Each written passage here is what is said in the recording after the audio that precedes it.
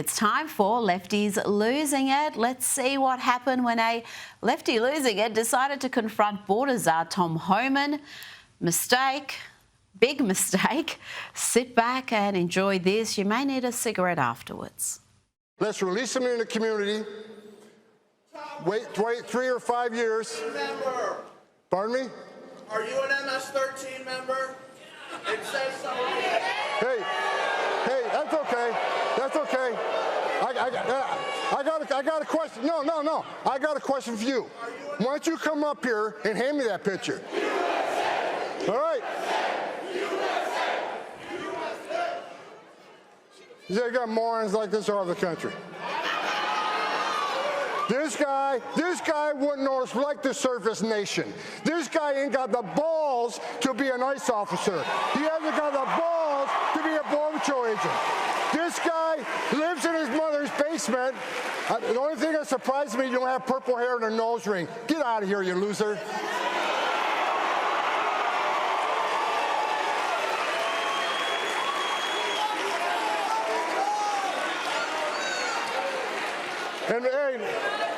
And you're such a badass, meet me off stage in 13 minutes and 50 seconds.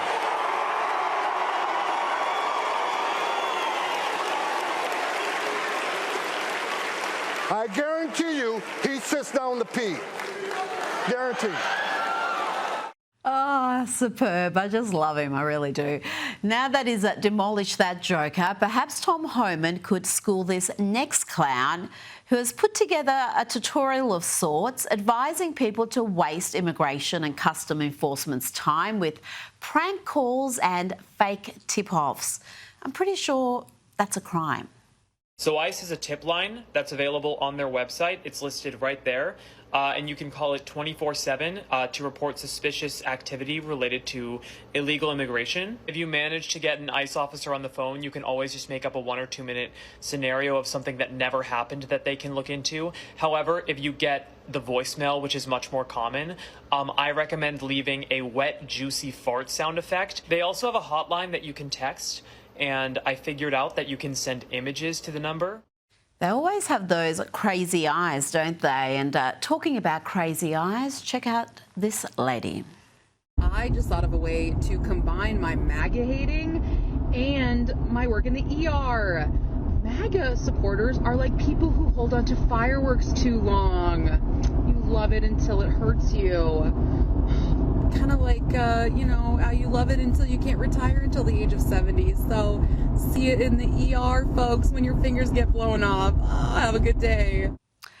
Gross, just gross. Now get ready for a Jasmine Crockett extravaganza. We've featured her before. She says a lot of dumb things. And then there's the whole accent switch up. She can go from prep school to ghetto like this. Kamala has nothing on her. But despite her habit of saying some really, really, truly stupid stuff, there is talk of her being the new bright star amongst the Democrats. Perhaps she could lead the Democratic Party into being electable again. Let's have a look at her here, flat out lying, saying that the left are not violent at all, and the men who wanted to assassinate Donald Trump are actually his supporters. That makes perfect sense if you're a moron. Violence doesn't come from Democrats, just to be clear. I mean, obviously anyone can be a criminal, but it is MAGA. It's specifically MAGA faction. Like, I don't think traditional Republicans are getting engaged in all of this, but like, even when we look at, and they don't talk about the assassination attempts anymore that took place with Donald Trump, but these were Trump supporters, right? Yep, lies, lies, lies. And of course, that's the sort of lying that the lunatics at MSNBC just love. Watch this embarrassing exchange between an MSNBC host and a teary Jasmine. That was you and I 3 years ago. That was your first time on the Katie Phang Show. This is the second to the last episode of the show. Congresswoman, I wanted to thank you for always getting up and early and delivering it, but I also want to say thank you for your continuing support for democracy. It's definitely something that you have made your brand, and it's the integrity that you're bringing, and I'm grateful for you always. We'll miss you. Oh. You can't have me crying at the beginning of a show, Jasmine. Congresswoman Jasmine Crockett, you haven't seen the last of me. Thank you for being here and getting us started today. I always appreciate you. Thank you. And here Jasmine Crockett has the nerve, the chutzpah, to call other people dumb. Apparently, if you don't vote for the radical Democrats, well, you're just uneducated. You don't know what you're doing. That's most people voted the wrong way because they were uneducated. And that's not to call them dumb, but literally life sometimes is life. And you're trying to keep a roof over your head, keep food on the table, trying to make sure that your kids have what they need. And so you're not tuned in to the endless news cycle, or you don't know what the truth is. Y'all need to connect the dots. And talking about chutzpah, here is Jasmine Crockett claiming that Joe Biden was cognitively sound. Nothing wrong with him. It's President Donald Trump's mental acuity that concerns her. Do you have concerns about the president's health and his mental acuity? No. None whatsoever. I had none. Now, granted, I didn't see Joe Biden every single day, but I did have an opportunity to interact with the president. I never had a concern. If there's anyone that I am concerned about their mental acuity, it is the current occupant. Joining me now is Newsweek's senior editor-at-large and Article 3 Project Senior Counsel, Josh Hammer. Josh, we'll get to the Jeffrey Epstein fallout shortly, but let's start with Jasmine Crockett. The right think she is a gift, but many on the left see her as the future of the Democratic Party. Could this Texan be a unifying force that makes the Democrats electable again? Rita, the only thing that Jasmine Crockett could possibly unify is large swaths of the United States to utterly despise her, to hold her in complete and just overwhelming contempt, and for the Democratic Party to doom itself into continued irrelevance for the next 5 to 10 years or so. I mean, this is someone who is completely and utterly unhinged, whose sentiments and talking points and policy positions and proposals, everything that she says on virtually every issue that I have ever heard her open her not particularly well-informed mouth is utterly at odds with the median American. I mean, if Democrats have any interest, Rita, if they have learned anything, if they have learned literally anything from the 2024 election, if they have learned that their base is actually quite out of touch with the median American, then Jasmine Crockett does not represent the future. She represents the ash heap of history. But the problem is that Jasmine Crockett is a natural progression of the post-2008, post-Barack Obama Democratic Party. Rita, you and I have discussed this. The demolition of Kamala Harris in the 2024 election really should be a very sober moment of introspection for Democrats, where they recognize that the moment that this went off the rails was actually, in hindsight, 2008. The entire Obama coalition of DEI, intersectionality, modern leftism has to be discarded. Jasmine Crockett is not the future unless Democrats are suicidal, which actually, frankly, they might be. And you know what? I kind of hope they actually are. Well, we can only hope so, but it's incredible her rise in the last, 6 to 12 months. She's really come from nowhere to be so prominent and right up there with the likes of Bernie Sanders and AOC, other sort of far-left radicals who seem to be setting the agenda for the left at the moment. Now, let's move on to the issue that will not go away, the Jeffrey Epstein saga. You're one of the conservative commentators who is urging Republicans not to lose faith in the Department of Justice after the decision to close the Epstein investigation. Let's hear now from some young conservatives on this issue. And this was recorded after President Trump threw his support behind Attorney General Pam Bondi. I do not agree with the president. I do not agree. I actually do agree with the president. Unfortunately, on this one, I don't think I agree with the president. I kind of side with Bongino and Patel in this situation. I do not agree with the president. I think that Pam has brought a secretive energy to the administration and that it is not a good look for the president at all. As much as I like the president, I do think that that is a little bit of mistrust put into the people. I think there's a lot of instances where the president should just keep his mouth closed and not give out such opinions. She had come out in the past and said that they had thousands of videos they were just waiting to release. And then all of a sudden now they're saying, yeah, there's nothing. I don't believe that Pam Bondi is being particularly effective in terms of her leadership and governance when it comes to the Epstein files. The women and children who were victims of this entire scandal absolutely deserve the justice. But Josh, you argue that this has been the most conservative Department of Justice in our lifetime, and that Trump is enjoying an incredible winning streak. But as you heard there from those young conservatives, they disagree with the president. They have lost faith in the AG. And doesn't this decision, Josh, to abandon the Epstein case tell Americans that the ruling elite remain untouchable, that even the most heinous criminals can be protected? It just seems like justice wasn't delivered here. Well, Rita, those interviews were done at the Turning Point USA Student Action Summit in Tampa this past week, and I actually spoke myself. I did a debate on Sunday. You were with there. Charlie Kirk.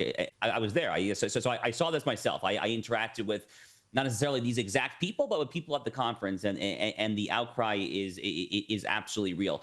So I want to clarify what my stance is not. My stance is not that the Trump administration has done everything in the best possible way. They have not crossed every T. They have not dotted every I. In particular, it is very difficult.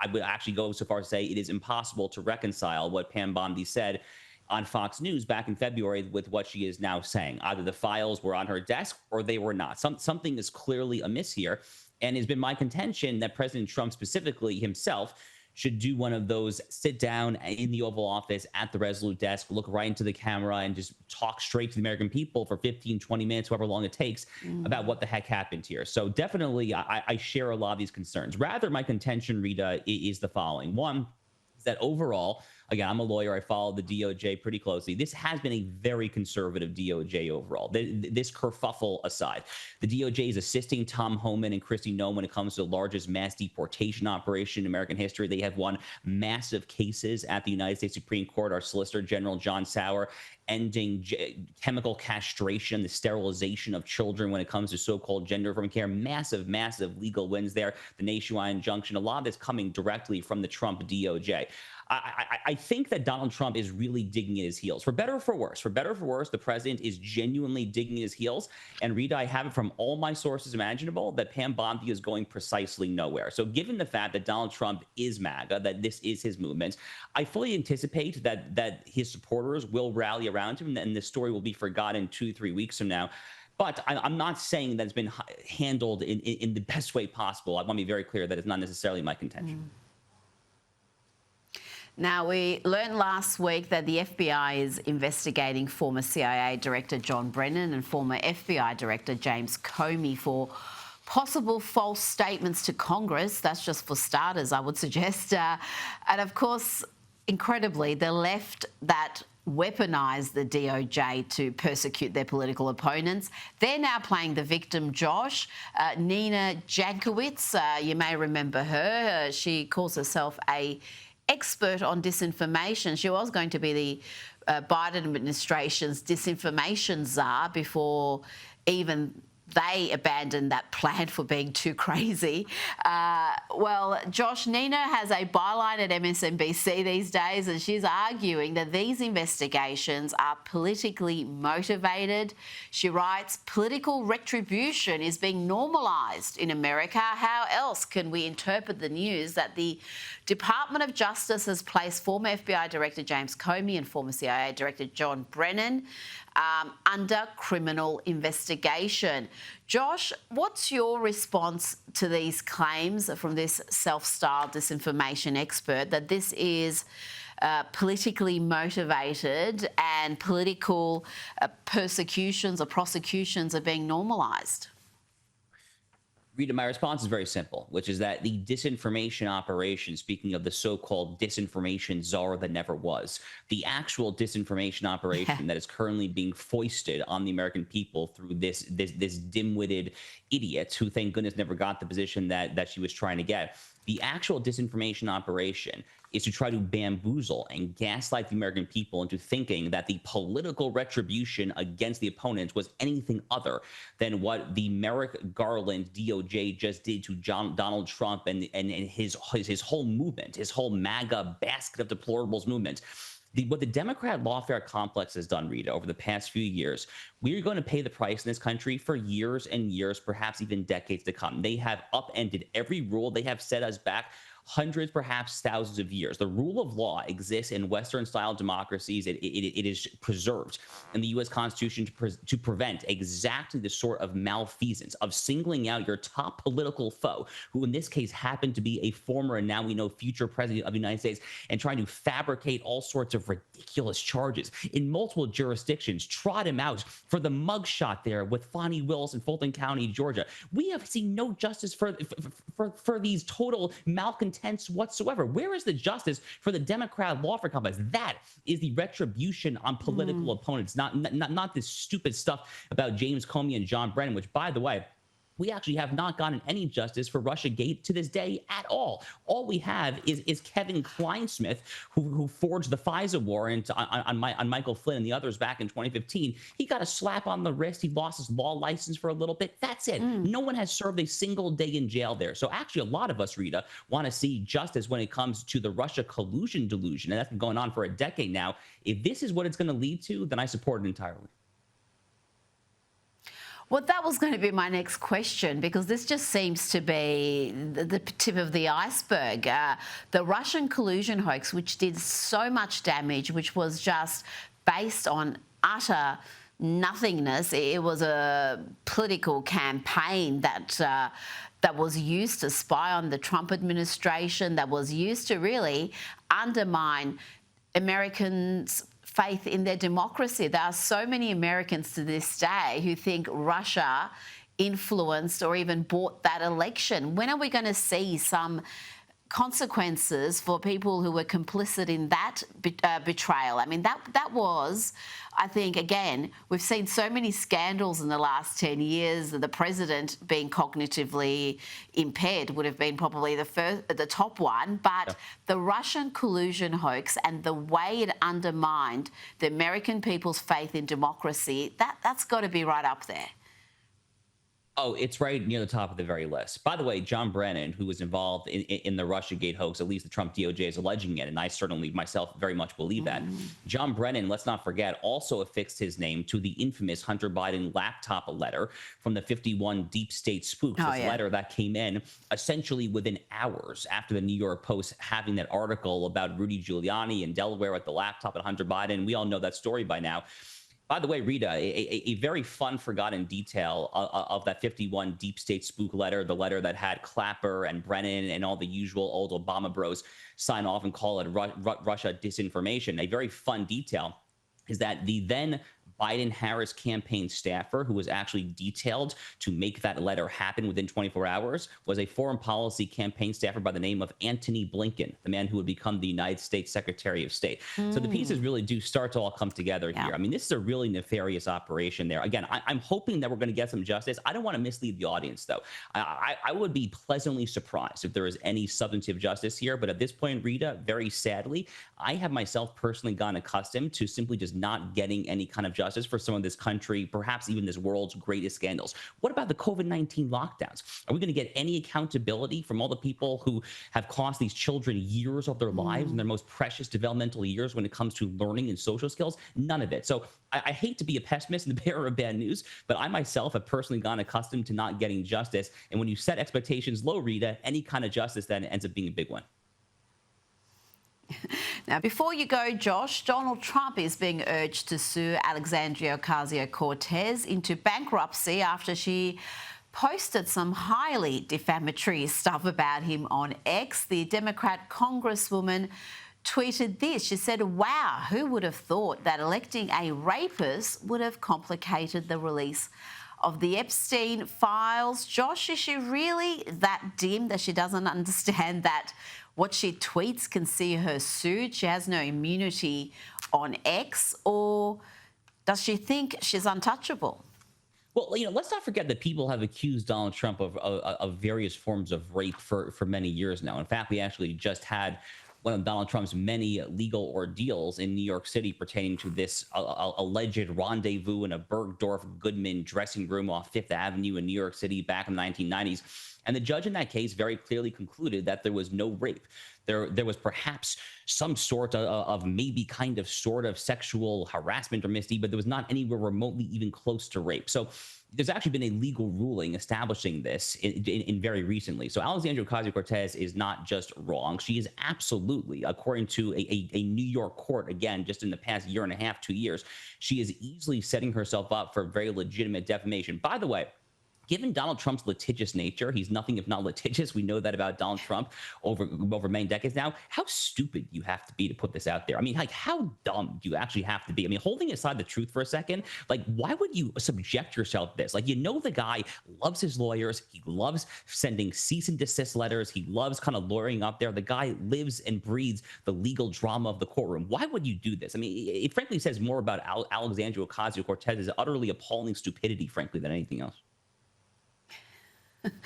Well, yeah, he's had a couple of big wins recently too, hasn't he, Josh, with ABC and CBS. So, yeah, he'd probably have an appetite for launching some legal action. But I think she would enjoy the attention. She could play the victim again. The president's coming after me personally. He wants to bankrupt me. And it will just give her so much more airtime. Josh Hammer, thank you so much for your time tonight. Thank you, Rita.